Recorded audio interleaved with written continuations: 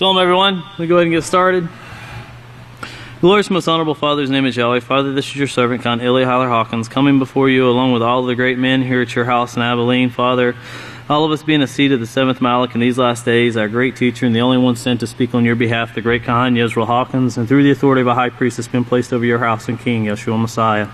Most righteous fathers, we do come before you at this time on this before this holy Shabbat. We do thank you and praise you, Father, for calling us out of the sin-sick world, for opening our minds to hear the words of the seventh Malach in these last days as he does sound the trumpet to this dying world, Father. And we do pray that you would help us and guide us and strengthen us to always allow our minds to be open to your word, that we would forever gather this golden oil unto ourselves and unto our families and unto each other, Father, looking at each other as a true family member and a brother, which you have brought us all together to be. And we do pray that you would strengthen our minds to be able to become righteous teachers and taking on your very image, just as our great teacher is doing in these last days, Father, that we would be able to serve not only this earth, but also this universe, Father, in your way, that we would all be found pleasing before your sight and also pleasing before our teacher and our ruler in these last days, Father, before his sight, knowing that all of these things are done for the pleasing of you and for the ushering in of your kingdom, that this world would have everlasting peace. We do pray for your mindset and your guidance and for correction to come where it need be, Father Yahweh, that all things will be done for the building up of your great house. We also do continually pray for those overseas who are seeking visas at all times, Father, that you would continually grant them the way that they would be able to come and that all would soon flow to your great house, Father Yahweh. We do thank you and praise you once again for all the blessings you have bestowed upon us, your people, and pray for your guidance throughout each and every day. And this is Yeshua Messiah. We do ask this, being a seed of the seventh Malach. Hallelujah, Yahweh. Praise Yahweh. Everyone may be seated. Tonight we're going to be in the 11th book of Yisrayl, part 2, which is entitled The End of the Ages. And we're going to be in chapter 9. Chapter 9, which is entitled Religion by Force, Religion by Choice. Foundation by Dictators, the Foundation of Popes, number 1, Serving by Love, the Foundation of Yahweh. And that sermon was given September the 10th of 2011. And of course, this was building up off many sermons Pastor had been given about the plan that Satan had for earth and how she was putting the blame on Yahweh for these things. And we're going to pick up in verse 3. In verse 3 it says, the showdown is going to come when each of these three players, remember the three players that Pastor brought forth was Russia, the United States, and the Vatican. They were all vying to be that number one power. And we still see that today. They're pushing and struggling to be that number one power. And of course, they're doing it through other countries. And they're using other countries as pawns in their little games they play. But of course, Malachi Martin, he spoke of this in the book called The Keys of This Blood. And when these three players want to grab the authority or control for themselves, now the Catholic Church, if you remember, I brought out the Fatima prophecies a few weeks ago, and I would encourage everyone to go back and read the sermons given in August of 2011, because that is where Pastor went over those in great detail, speaking of what was taking place with those. And Pastor goes on to say, I brought this out before, but the Fatima prophecies, they were showing what Satan's plans were. Now Satan tried to blame Yahweh for what she was going to do to the earth. But these were all her plans to get rid of mankind totally, to totally wipe off of the face of the earth, and this is what she hopes to do. And that's one thing that everyone needs to keep in mind. When you see school shootings, although they are indeed very awful to see, when you see the school shootings that may have taken place, like in Newtown, Connecticut, it was a shock at first to even our society we live in these last days. The things that we see on an everyday basis, even here in West Texas, you hear about someone getting shot. It seems like almost every day. In the big cities, Dallas, Houston, San Antonio, you hear about it a lot in Texas. Worldwide, you hear about it everywhere. But it was like a shock for someone to walk into an elementary school and to open fire on young children. But just 6 months down the road, it seems like the shock has worn off and everybody's back to the everyday norm. You would think that if there was a concern, that there would be no bars, no holding back of what we needed to do to make sure that this would never occur again. And we don't see that. We don't see that at all in our society. We see people talking about problems. We hear about people talking about problems. They see things are falling apart, but it's almost as though they don't believe that the answers are truly that simple, such as the cure for cancer or the cure for AIDS. Simply stop committing the sin that causes the disease. It's truly that simple. Discontinue the sin and you can stop the disease. But it's like society has lost this, or never truly had it. Like Pastor said on the card that we hand out, get peace into your life, because you've never had peace to get it back into your life without the Peaceful Solution Character Education Program, which is nothing more than the laws of Yahweh. And I still, to this day, say that when you read the writings and the works of Yeshua Messiah, he is the greatest person that I see in scriptures that I've ever read about that applied the peaceful solution and did it very well. And so many examples that were put in there for us, and we see the very same things through our teacher in these last days. You can actually read the things of Yeshua Messiah and also see it in Yahweh's seventh Malach, how they've both taken on that character of Yahweh. But remember Satan. Now she has the plans, and of course you remember what Yeshua said. If she can get rid of heaven and earth, or the earth with the heavens that involve the earth, that's what this is speaking of. Now if you look where the earth is placed in the universe, it's way out on one limb of the universe. And of course we're in the Milky Way galaxy. And we just actually had an opportunity not long ago to go to a planetarium at a city we were in, doing some missionary work. And the planetarium was really nice. And I don't know if you know what a planetarium is, but it's a dome, like a theater, but it's a dome, and it's meant to show things in outer space. It's like a 3D, but the whole top of the theater itself is just one big dome, and the ceiling is the screen. And you literally lay your head back to see, and it took you through what the Hubble telescope had been able to take pictures of so far of our universe.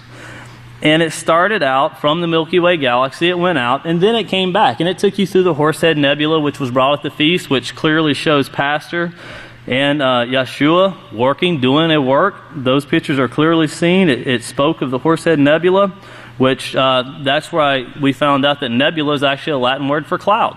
That's what nebula means.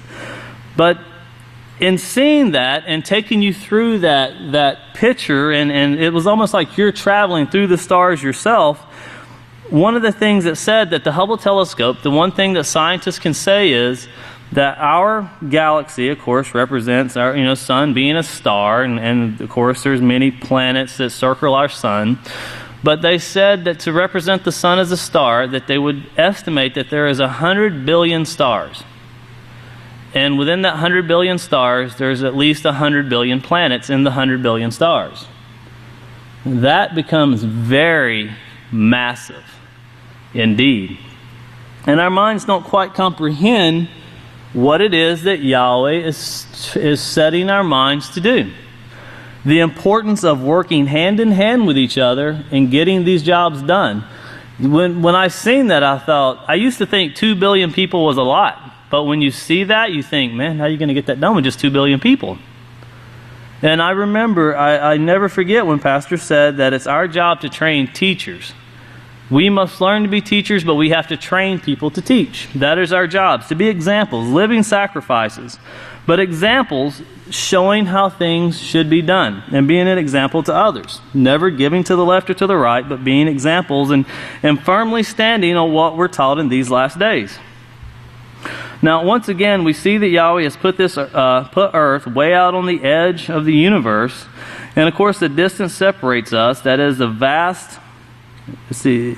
And the distance that separates us, that is vast. And this is one of the ways that Yahweh can control and safeguard His plan from attack before anything could possibly get near His plan.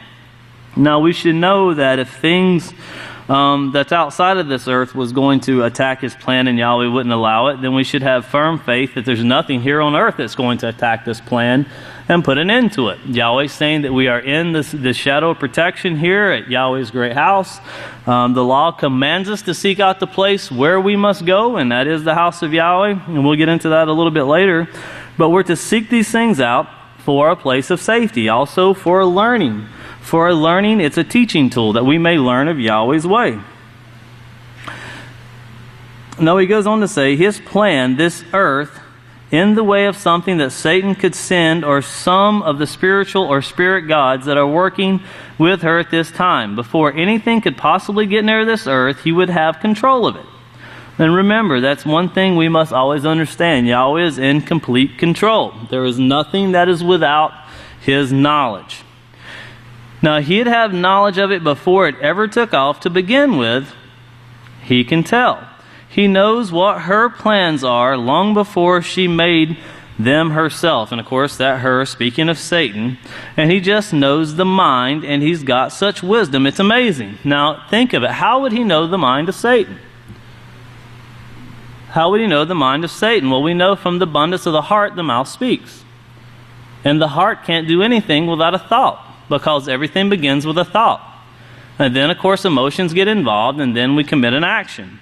Well, Yahweh knows the mind of a person just by their actions, because they can't commit an action without a thought, which leads to a feeling, which the final result is an action.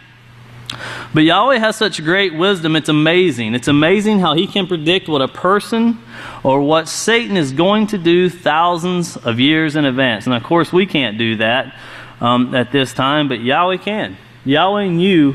Imagine the mind of Yahweh. It still blows me away to this day that when Yahweh created the heavens and the earth, before he set man on the earth, he actually knew that there would be a man born on the east side of the Canadian River.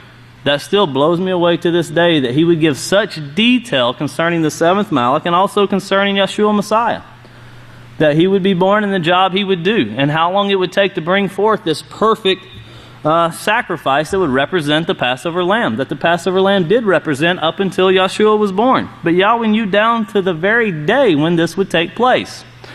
Now that mind is definitely and most surely an amazing mind that no one else could ever challenge. And knowing these things, you would wonder how anyone would doubt in these last days that Yahweh has set a seventh Malach, and how anyone would question him. But remember what Satan's plan is. It's to destroy all of mankind. And it's done through sin. It's done through sin. As much as Yahweh knows Satan, Satan knows us. She's not a very ignorant person. And if you remember, it says that she's wiser than Daniel. And I remember Pastor saying one time, there's one positive character trait that Halil has never lost, and that's patience. She's very patient with tearing you down. She's very patient with breaking you down. And she will lay a little here and a little there and a little here and a little there until she can achieve her goal of bringing you out, because that is her goal. And she finds joy with that. Well, their foundations, of course, speaking of this foundation that's laid by these religions, is placed by Satan. Everything in the scriptures show that the nations, the religions, are following Satan. Now remember, that's another system. Following Satan. Now remember, write this down just for your notes, and everyone should remember these scriptures, very common scriptures in the house of Yahweh. Romans 6:16. And remember the foundation, of course, the foundation that's laid in these last days. Who's laying the foundation for these, the nations, the religions? They're laid by Satan. It's a foundation that is laid. It's a different foundation than what we build upon. Completely different. But of course, they are led by Satan. And remember Romans 6:16, it says, "Do you not know that to whom you yield yourselves as servants to obey, his servants are whom you obey? Whether of sin, which leads to death, or of obedience, which leads to righteousness." And remember, obedience is the key, and we are a servant to whom we obey. And then remember Matthew chapter 6 and verse 24. Matthew chapter 6 and verse 24, it says, "No one can be the slave of two owners, for either he will hate the one and love the other, or he will be loyal to one and despise the other. You cannot be a servant to both Yahweh and riches." To Yahweh and riches. Now remember what this system is built upon. The system that's built outside of the house of Yahweh is a financial system. Everything is built around finances. People learn to get themselves into deep debt through the coveting of things that they truly don't need or want. I remember Pastor speaking one time that Satan will convince you, or the Pope will run a commercial and convince you need to buy the latest, greatest thing that's out here on the market. And then, of course, the next day you go buy the latest, greatest thing. The next month you go buy the latest, greatest thing. And then you have to go buy a storage building for all your latest, greatest things. And you put them in the storage building, and you never unlock the storage building. It's literally put in there. And I think if we all think back on it, we can all think of something that we bought that we truly wasted money on. We bought it, thought we needed it, really needed it at the time, and never really used it. And that's what Satan's way is about. It's about getting you to waste your time, your money, and your knowledge. Wasting your time, wasting anything that can get you to waste. But it's built upon riches. If you're considered successful in this world, you're rich. If you're poor, you're considered a failure. But yet Yahweh said He's going to take the poor of this world and He's going to use them. He's going to take the lowliest of the low. But keep that in mind, and then remember Isaiah chapter 8 and verse 20, where it says that to the law and to the prophecies that they speak not according to the word, it is because there is no light in them. Well, they're not built upon this foundation that we're built upon. And remember, the foundation that we're built upon is the foundation of the laws and the prophets. That's the foundation that we are built upon in these last days. And remember, self-control is the foundation of all moral character. Well, that moral character is found through the teaching of the laws and the prophets. We know that. You couldn't really go into a school and say that, but we know that's where that foundation is built upon. That's how you develop self-control, by taking each and everything that is taught by the law and the prophets and applying them to our lives. And Yahweh is very strict. He's very stern on everyone sticking according to what's brought forth from Yahweh's house.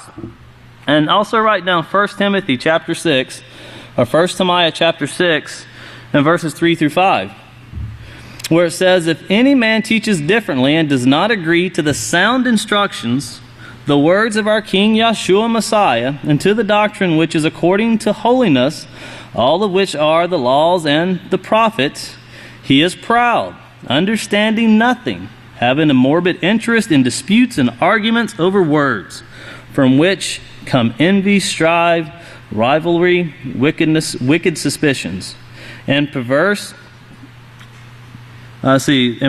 by men of corrupt minds, destitute of truth, imagining that holiness is a way of making financial gain. From such withdraw yourself, because that is not of Yahweh's way. Money that's not used to benefit the work of Yahweh in these last days is wasted money. Money that sits in the bank for your own desires, to buy your own cars, to do your own thing. Granted, it's your money to do what you want to do, but if you believe that this is Yahweh's work, I would think that all of us would put every ounce of energy we had into getting this work done. Everything we possibly can to get this work done. And that's just, when you see the death in this world, when you see the disease in this world, when you see people falling to the left and to the right, if that doesn't bother you, if it doesn't really turn your stomach, if it doesn't eat at you, knowing that you have the answers, then you need to take a self-evaluation. You really need to consider, what is it that I'm supposed to be doing? When you see people dying, when you hear people dying of disease, I remember one time on the Dr. Phil show, one of the people that were there being interviewed, it says, it seems as though Yisrayl Hawkins is always set on talking about STDs. Well, it seems as though the world is always set on spreading STDs. And until we stop spreading STDs, we will not stop the death, the dying, and the disease. She should be thanking him, and she will one day when she sees what's actually occurring in not only her life, but those around her. She'll thank him one day when she truly sees it. And many of them will thank him one day for what he's brought forth. And once again, they will be welcome to Yahweh's house when they're willing to repent. All who want to repent will be willing to come, and of course will be allowed to come. If you look down to verse 7, it says, well, this is Satan's doing. Speaking of all of these things, is taking place with the foundation being laid, and of course, the Catholic Church. He had just mentioned the Catholic Church taking out the feast days of Yahweh and removing those. And of course, we know those are our appointments with Yahweh, that we should be honored that Yahweh has set appointments for us. Those are appointments where Yahweh says, I want to meet with you. Could you imagine setting an appointment for someone in town or for someone in business, and you tell them you're going to be there, and then you just don't show up? That's considered extremely rude in the business world. It's considered rude in any person's world, I would think, if you're the one being stood up. Well, Yahweh says, I want to meet with my people at these appointed times. I will be there. And we should all be there. Praise Yahweh. Remember, there's only one family, did he know? And the key word is family. When you were baptized into the house of Yahweh, you were baptized into the great family name of Yahweh as a seed of the seventh Malach for remission of sins. When you look at your fellow brother in this sanctuary, you're looking at a fellow family member. If you don't know what that word brother means, look up the word neighbor where it says, love thy neighbor as thyself. You can't keep that law unless you look at every man in the house of Yahweh as your neighbor, to guard, protect, and to do anything within your means to serve your fellow man. I remember Pastor saying one time that find who you have the most problems with and then find a way to serve that person. You find a way to make it work. And that's what Yahweh expects us to do. If we can't solve problems here in our lives, here on this earth, and really our problems aren't as big as the prophets and apostles. They were put to death. I mean, we're promised that if we fight through, we can see life to the end if we'll fight through. Some people will die, but we don't have where we all have to die. The prophets and the apostles knew they were going to die. Okay, we have the opportunity to make it through. And we should be able to solve these problems that we see. And of course, we have the answers to them, and we know we do.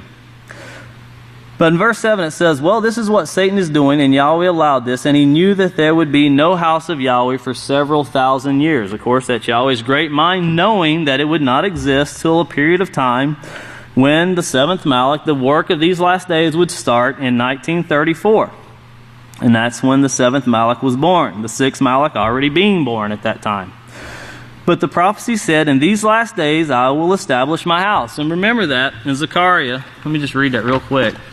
In Zechariah chapter 5, Zechariah chapter 5. Zechariah chapter 5 and verse 9 it says, and of course remember 4 and verse 14 it says that these are the two anointed ones who stand for the supreme rule of the whole earth. And of course those are, as chapter 9 says, then I lifted up my eyes and looked, and behold, the two women, the last two heirs of the house of Yahweh, sent with commandment. Sent with commandment. The Spirit of Yahweh, also could be said the character of Yahweh, came to overspread them. And they were covered with the coverings of the saints. And they exalted, magnified, and extolled the ephah, which is the standard of perfection sent by Yahweh's laws. Now notice, separating the way of the world from the way of Yahweh.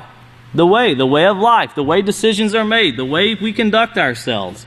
And remember, we're warned 2 times in Corinthians and Revelations where we're directly told to come out of this world and partake not of their sins, not of their way. Do not live as the way this world does. Come out of it. Look over to verse 11. In verse 11 it says, but turn over to Ephesians, and Pastor's wanting, he's going to go into some detail here. We're going to try to get to it before we stop. It says, go over to Ephesians, and I want to rehearse with you because our foundation was laid first by the prophets. Now, if you think our job is hard, you think about what the prophets were going through and how Yahweh actually brought this about with one scripture at a time, that he inspired a certain prophet to write here a little and there a little. Of course, Isaiah spoke of it. It would be here a little and there a little. And later on, he would inspire another prophet to write for the house of Yahweh. Now remember, all of these prophets that did their jobs were to lead up to this last day's work. Each and every one of them were to lead up to this last day's work. Now this was Ephesians chapter 2. He says, I wanted you to turn there. I wanted you to turn to it. But then it comes down to the Savior and the apostle. They take over using, of course, the prophecies and pointing out prophecies and actually quoting them at the same time, writing them for us. And that's what their job was. We tend to forget that they didn't have the book 2, they were not teaching out of book 2. That was strictly written for us in these last days. They were living it. They were writing it during their time periods for us, so we would have it to apply it to our lives. And turning over to page 84 and verse 13, it says, "These are all the plans of Satan," of course, to tear down mankind and to destroy mankind. "But Yahweh is broadcasting to us what they are, so we can take this message of Yahweh to the world and say, hey, there is a place of protection. There is salvation offered at this time period and at Yahweh's habitation. Seek the habitation of Yahweh," he said. And remember, that is a law in Deuteronomy chapter 12 and verse 5. Even to the youngest child, I think, can quote that scripture where it says, "You are to seek out the habitation of Yahweh your Father, and there you must go." And of course, in Deuteronomy chapter 17 and verse 9, it says, "You are to inquire of those, the priests, the judges who sit in office at that time, and you are to do what they say." It doesn't say seek them out and argue like hell with them. It says seek them out and do and follow what you're instructed to do. And when we do these things, who would dare argue with Yahweh? I would not think anybody sitting in this sanctuary would argue with Yahweh. But yet, if we will argue with the overseer of the house of Yahweh, if we'll condemn him, if we'll speak against him, if we will go against what he says, we argue with Yahweh. Just like when Jacob wrestled with the Malach. He fought with the messenger of Yahweh. And it's very serious business, because remember, that is a death sentence. And many people every day to this day will still seek a way to argue with Yahweh. And we must be very careful not to do that. Coming into the complete unity and the true love and concern for our fellow man, for our fellow brother, and even to those who have not come yet, that we would be able to serve each other.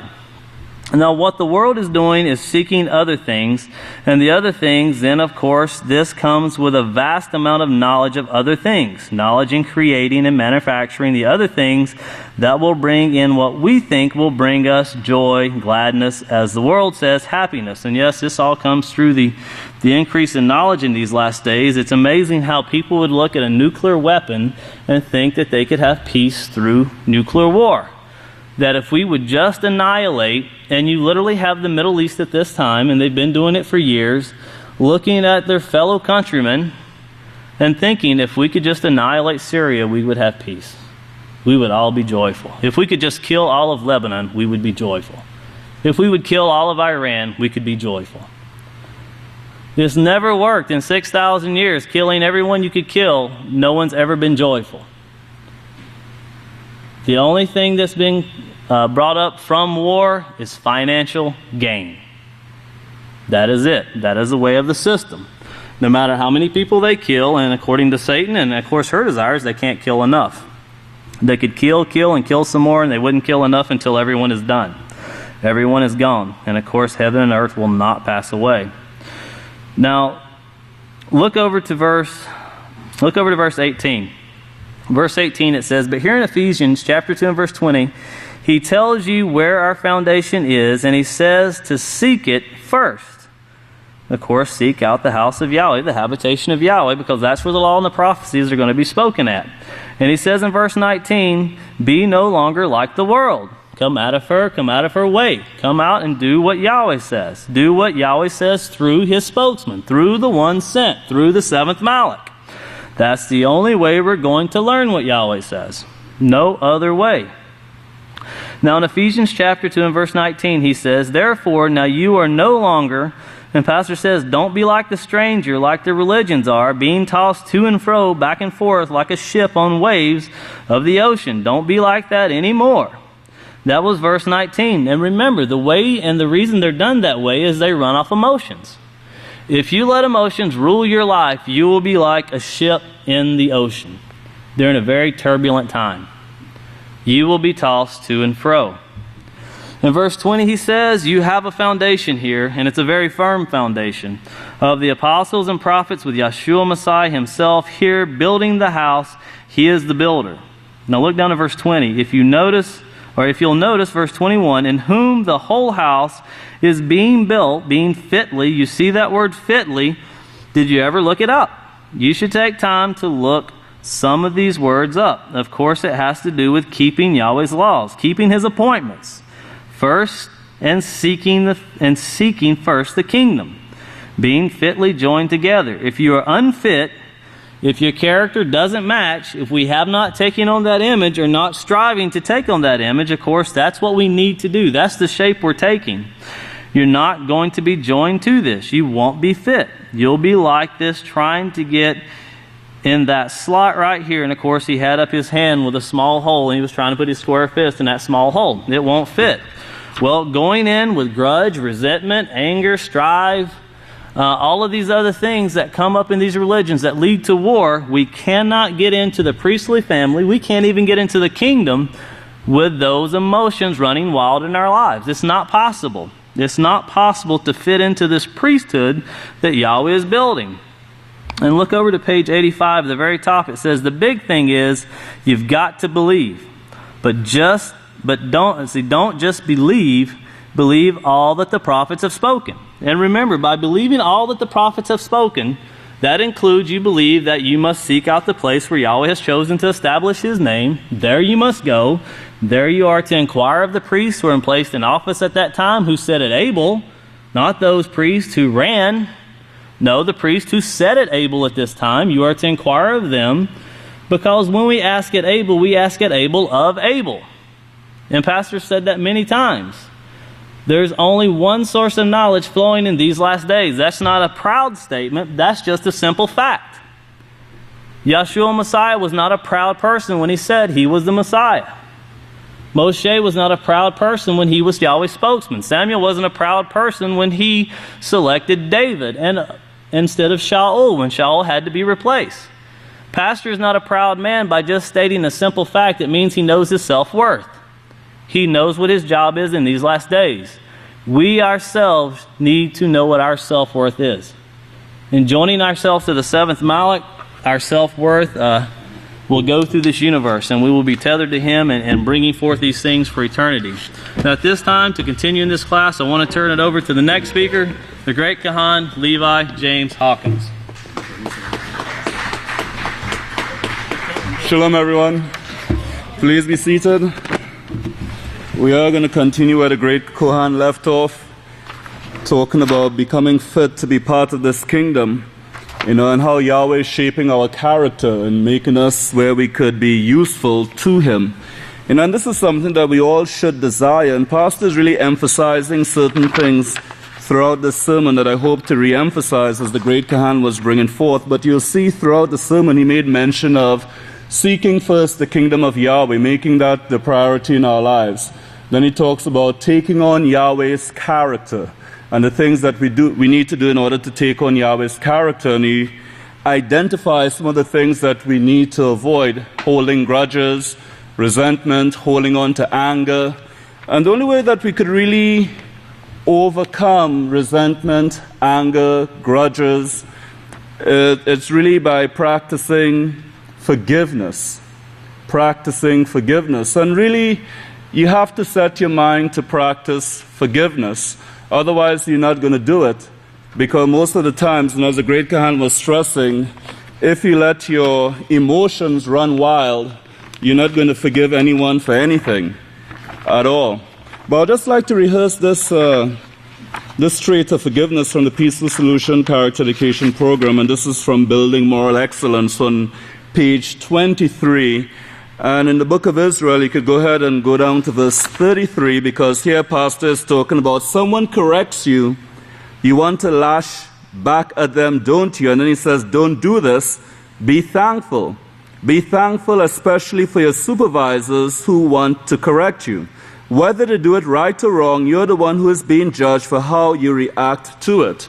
And this is something that we always have to keep in mind, because many times we may not value the correction that we receive because the way it was given, the tone of voice, the facial expression, the way it was said, and the whole purpose of that correction escapes us, and then we might be a little bit resentful, might want to hold on to a grudge because the way the person said whatever, and we miss the value, not being thankful. So there's two things that I'd like to read. The first one is dealing with forgiveness, and then the second one is from the junior high unit on acceptance. and reading Acceptance from the Peaceful Solution Character Education Program. But concerning forgiveness, and this is holding on to resentment, grudges, anger, and so forth, and why we have to be forgiving. Forgiving others when they have hurt your feelings.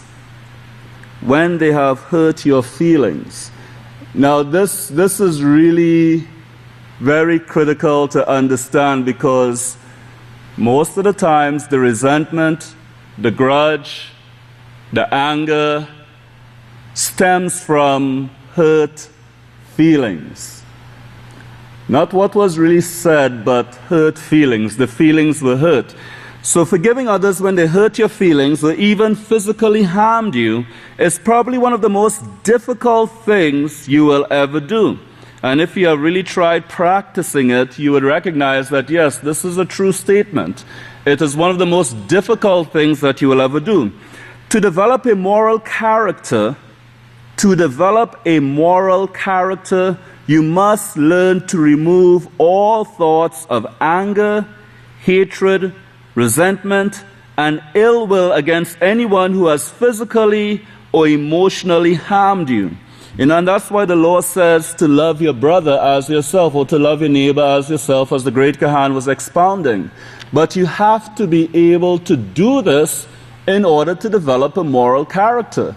If you don't have that capacity to remove anger, hatred, resentment, and ill will against anyone for any reason, you would not be able to develop that character of Yahweh. Did you know that if you refuse to forgive someone for a wrongdoing, you will eventually cause harm to yourself? You can become so absorbed in reliving the incident that caused you hurt that you can miss out on the joys that life can offer.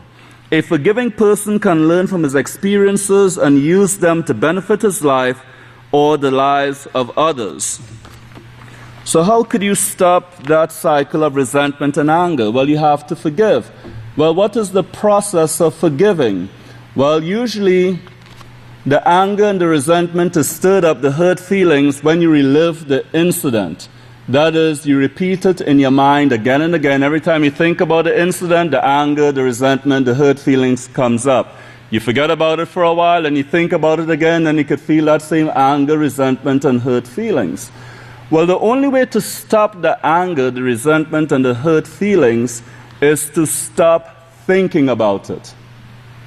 Once you have decided to forgive someone for something, you have to stop thinking about it.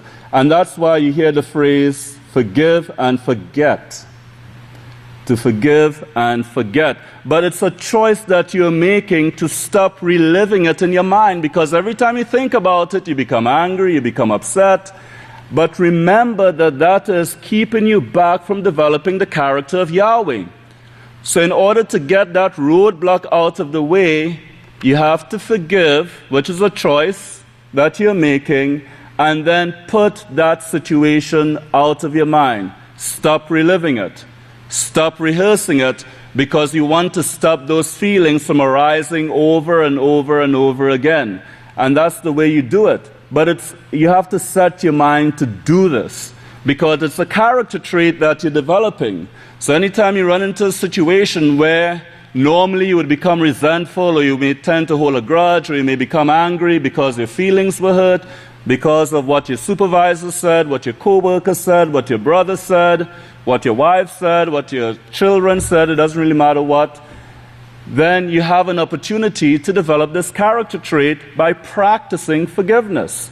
By first stop reliving that situation in your mind, and then choosing to think differently, having a different attitude towards the situation. But as shown in the Peaceful Solution, as it states, it's probably one of the most difficult things you will ever do, to forgive. Yet it is one of the most necessary things to do in order to develop the character of Yahweh. If you don't practice it, you're not going to develop Yahweh's character. And that's why in many instances you see many righteous men, starting off with Yahshua Messiah, one of his last words that he uttered while he was on earth before he died and before he was resurrected was, Father, forgive them, for for they do not know what they do. Those were his very last words before he died, before he was resurrected while he was on the stake. So keep that in mind. So getting back to this, verse 33, someone corrects you, you want to lash back at them, don't you? Don't do this. Be thankful. Be thankful. Whether they do it right or wrong, you're the one who is being judged for how you react to it. Now I'd like to turn to page 9 of the acceptance unit. And if this could be pulled up on the screen. It says, here you're not finished growing yet. And I want you to keep this in mind because we're all in the house of Yahweh developing Yahweh's character, and we are not finished growing yet. So there are a lot of growth that we all have to do, to exhibit. Now concerning this, it says that, let me go down to this is the first paragraph. And it's talking about accepting correction from authority figures, from parents, teachers, authority figures. They instruct, guide, monitor how you influence the decisions you make and how you conduct yourself. And this is going back to verse 33 and dealing with supervisors, co-workers, and so forth. Remember, it is their responsibility to help you grow into the best person you can be.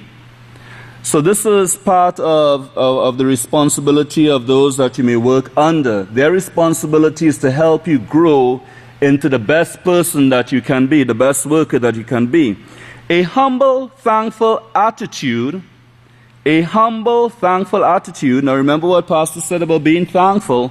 A humble, thankful attitude leaves no cause for conflict. Without a humble attitude, being instructed on what you should and should not do can seem frustrating.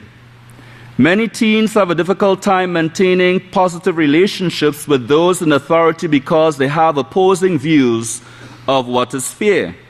Here's the bottom line. Even though you may not like a decision your parents or other authority figures have made for your benefit, or your boss, your supervisor, and you think it's unfair, you must still be respectful and obey.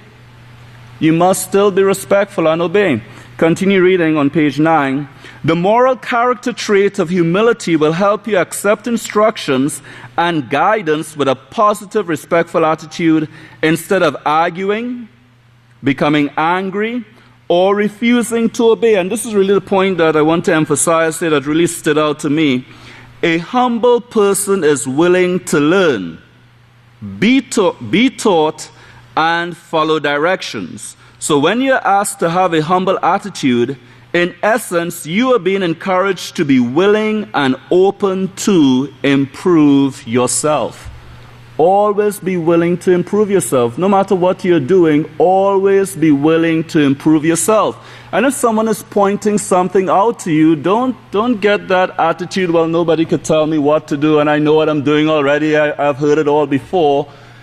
Otherwise, you could shut out instruction that could help you improve yourself, improve the work that you do, help improve your performance, your skill, your efficiency in whatever you're doing. So keep that in mind. So when you're asked to have a humble attitude, in essence, you're being encouraged to be willing and open to improve yourself.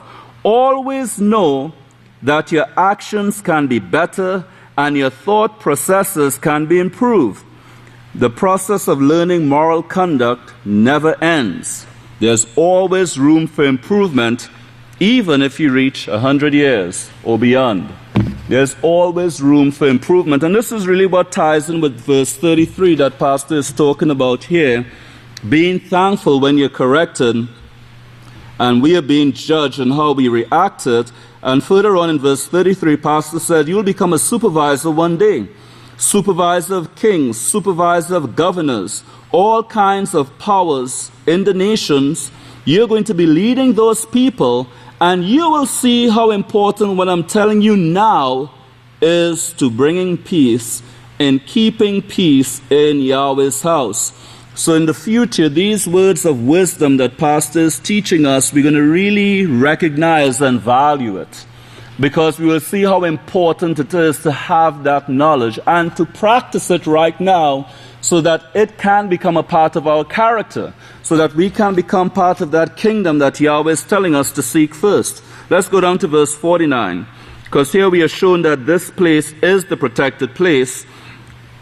And he's talking about the foundation of the prophets.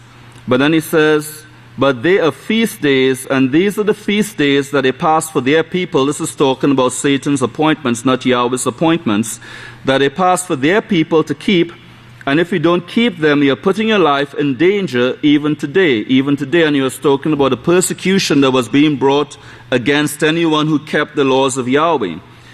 And more especially today, because of the fact that they intend, or Satan intends, to try to wipe out all of Yahweh's people. But believe the prophecy. You have a place of protection. This is the only place on earth where there is protection, brethren. And this is something that we have to keep in our minds, so that regardless of what's occurring in the world, we should know to ourselves we have nothing to worry about. Not at the house of Yahweh, this protected place, we have absolutely nothing to worry about, because Yahweh's protection is on this place. This is really going to be very important for us to remember about being protected at this place. Let's go down, let's turn to page 88. Let's look at verse 56. Because here again, it's being stressed about seeking Yahweh's kingdom first, not the other things that Satan has available in the world. Let's go back to verse 40 as a lead up to this. It is the spirit that gives life, the flesh is useless. And this is what we try to satisfy the most now. The way we were made, we continually try to satisfy the flesh. We follow its lust. We follow its desires. And as the Kahan said earlier on, the Pope can have a commercial on television and have you buying some of the stupidest stuff you could ever imagine. And once you get it, then you want to build yourself a storage building to start putting it in, because you never use that stupid stuff. But keep in mind that trying to satisfy the flesh is the way the world is going. And we in the house of Yahweh, yes, we do have those pulls on us on a continual basis, because we want to do the same thing. We want to satisfy the flesh, but bear in mind that is useless. Now back to verse 56. That's the only thing that matters now, the righteousness of Yahweh. That's the only thing that should matter in your life right now, is these laws. Bringing your life into perfection with them. And this is what we should be thinking about daily. Every single day, about what we should be doing, or what we can be doing to improve ourselves and bring our lives in conformity, into unity with the laws of Yahweh. And really, when you get down to it, and we're going to cover this, it comes down to time. What we are spending our time doing. And that's really the critical thing. We could say, yes, we are striving to mold our lives to these laws, but if we are not spending enough time doing so, we're not going to do it. It's really a matter of time, what we're spending our time doing. Let's go down to verse 68. Verse 68, because this is concerning the inspiration that is coming forth from Yahshua, and again, developing this character. And notice what is said here. Let's read from verse 68. So heaven, yes, is anxiously looking at and seeing what Yahweh is developing here and considering. Well, of course, Yahweh intends to bring you to perfection and make you fit in that hole, Yahshua. This is his job in the last days. As I speak, Yahshua does the inspiration to change you and mold you where you can get through that door. Not physically, but character-wise. Again, this takes time. And this inspiration, it's so amazing how it works, because we're going to cover it in a little bit. But remember, to learn the knowledge that we need in our minds to convert, it takes time to obtain that knowledge. That knowledge just not going to enter into our minds unless we do certain physical things. We have to read and we have to study. It's not really an option. That's it. It's not optional. If you want to change yourself, it takes the knowledge of Yahweh to change. It takes that spirit of Yahweh to change, and that spirit of Yahweh comes through the one sent. So you have to study his teachings, you have to study his words, you have to study his writings, and then you have to rehearse it in your mind. And then, and only then, with that inspiration, start changing your heart and mind. First of all, you have to desire it, because nobody could really force you to study or force you to read. So when that inspiration comes from Yeshua, and you get up at 4 o'clock in the morning to study, instead of just rolling over and pressing the snooze button, get up. Get up and study. Because that's the way the inspiration works. You're not going to see something coming down from heaven, and the clouds are not going to part, and this beam of light just going to beam down on you while you're lying down in bed. You're just going to get up a little bit earlier one morning, and then you're going to have a choice. Do I get up and read? Or do I pull the covers a little bit tighter and roll over and try and get as much snooze time as I can before I have to get up and go to work? What are you going to do with that little bit of inspiration that is coming forth from Yeshua, encouraging you to get up early in the morning? You see, that's the way the inspiration works. It's the little things. It's really in the little things where that thought comes into the mind.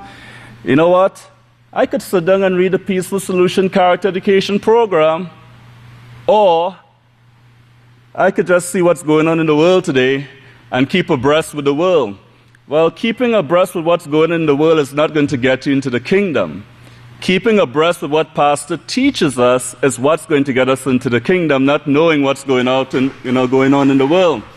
Again, it comes down to time management, and we're really going to cover this, and we're really getting into it. So let's turn to page 90, because this is really how everything ties in together with this. Verse 71, the last couple sentences, where Pastor says, "Seek first the kingdom." And he says, they are seeking gratification of the flesh, and this is going on constantly. There is no end to it. Gratification of the flesh, well, trying to satisfy the desires of the flesh. And yes, we have many, many, many desires. And of course, we are seeking to satisfy those desires. But if we are not seeking first the kingdom, satisfying those desires is not going to bring us anything. We will have nothing to receive from Yahweh. Seeking first the kingdom, it really takes a lot of effort, and it's not instantly gratifying to the flesh when you're sitting down trying to read your Prophetic Word magazine, or reading a newsletter, or reading the Book of Yisrayl, or reading the Peaceful Solution character education program. As a matter of fact, if you don't like reading, it could seem like one of the hardest things to do is just to sit down and even open the book to begin with. It's a whole lot easier to sit on the couch and just watch television, isn't it? No effort required, and then you have Satan teaching you all type of junk, all type of garbage. It's really easy to sit and look at YouTube videos. I mean, you could do that all day long, hours on end. But again, none of these things are helping you develop the character of Yahweh. None of it is really going to put you into the kingdom of Yahweh. So again, it comes down to, what are you doing with your time? Not your work time. That's already covered. That 8 hours, 10 hours, or 12 hours, however long you work, that's a given, that's gone. It's not that time that I'm talking about. I'm talking about the time after you get off from work, before you set off to work again. That's really the critical area. What are you doing with those hours? Because that's what it really counts.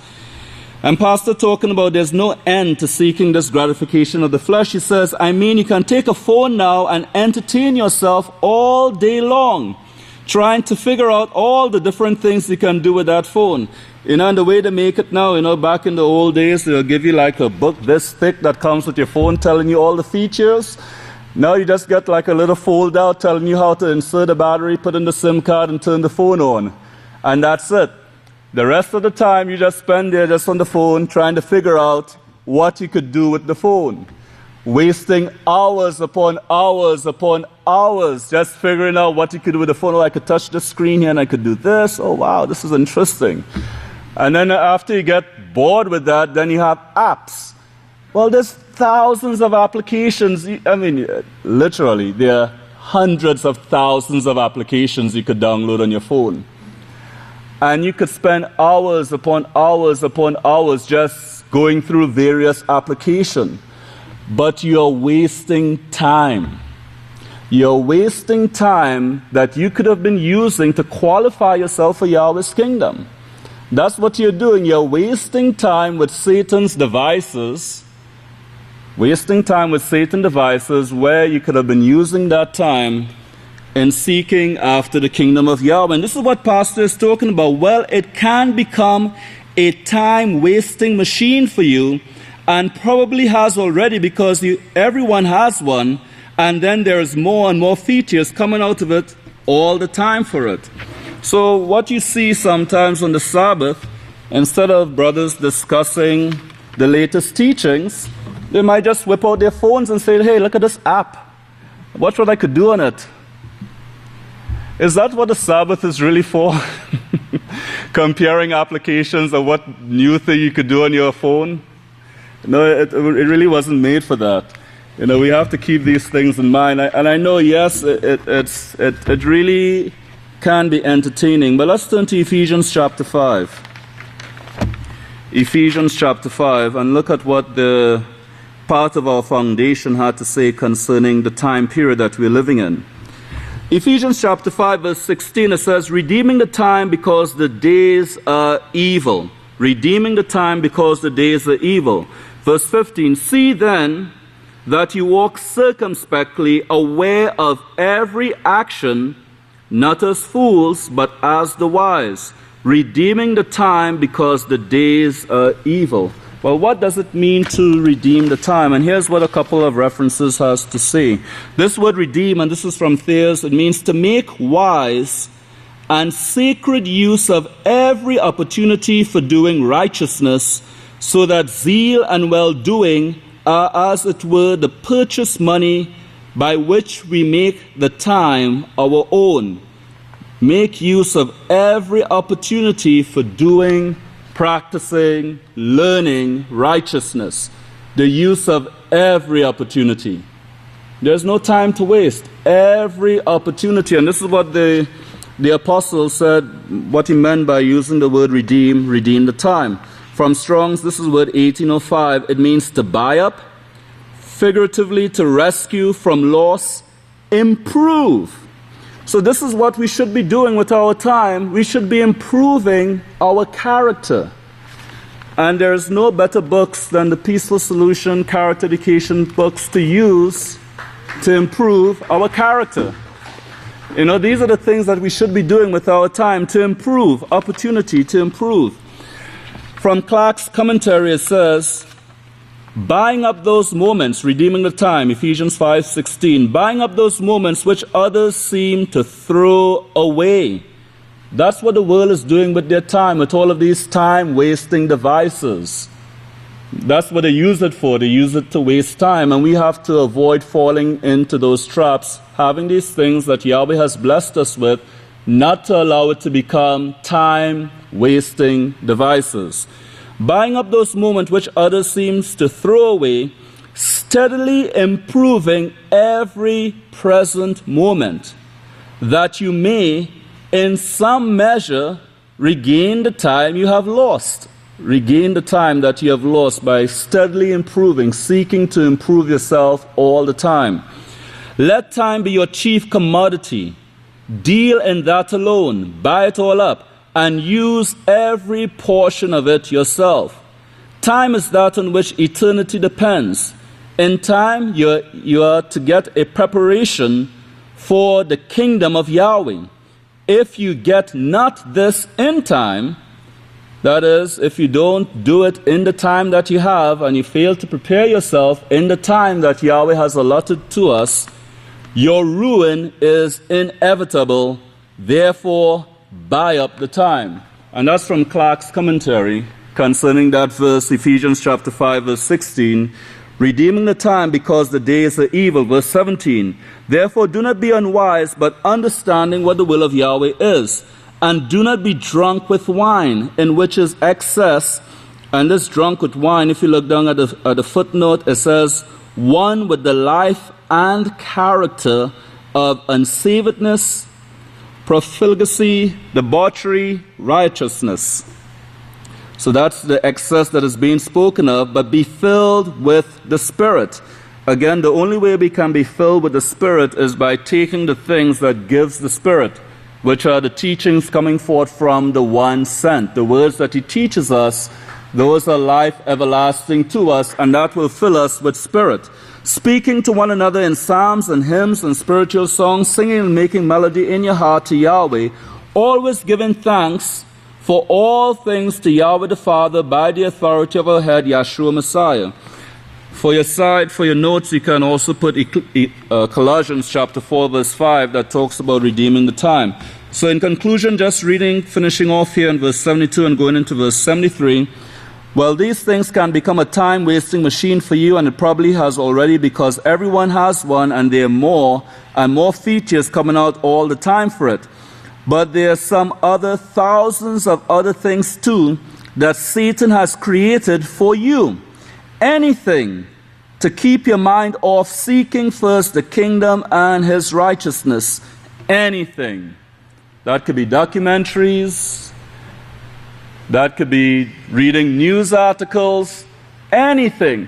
And again, it's time. Remember, your time is limited. So if you're spending 2 hours looking at a documentary, 10 minutes reading the Prophetic Word magazine, well, you could see where most of your time has gone.